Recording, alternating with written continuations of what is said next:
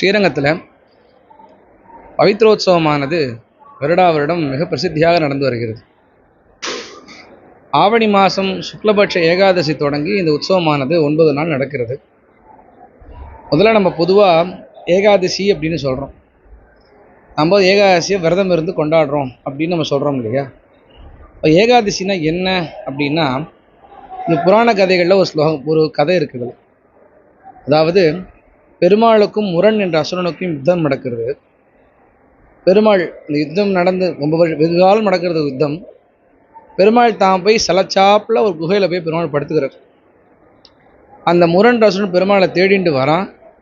பெருமாள் இங்கே இருக்காருன்னு தெரிஞ்சு வாழை உருவிண்டு வரான். அப்போது பெருமாளுடைய ஹிருதயத்திலேருந்து ஒரு பெண் தேவதையானவள் கையில் வாள் எடுத்துக்கொண்டு இந்த முரண்ட அசுரனுடைய தலையை கொய்துறான்.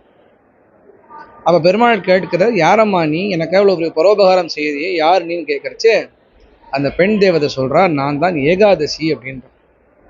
ஏகாதசினா என்ன அப்படின்னு சொல்கிறோம் இல்லையா? இல்லை பார்த்தேன்னா பௌர்ணமி, பிரதம, த்விதீயே, திருத்தீயே, சதுர்தசி, பஞ்சமி, ஷஷ்டி, சப்தமி, அஷ்டமி, நவமி, தசமி, ஏகாதசின்னு வருது இல்லையா? அந்த ஏகாதசின்றவ தான். இந்த ஏகாதசின்னு குறிக்கிறது 11 சொல்லும். நம்ம உடம்புல உள்ள 11 இந்திரியங்கள் இருக்குது.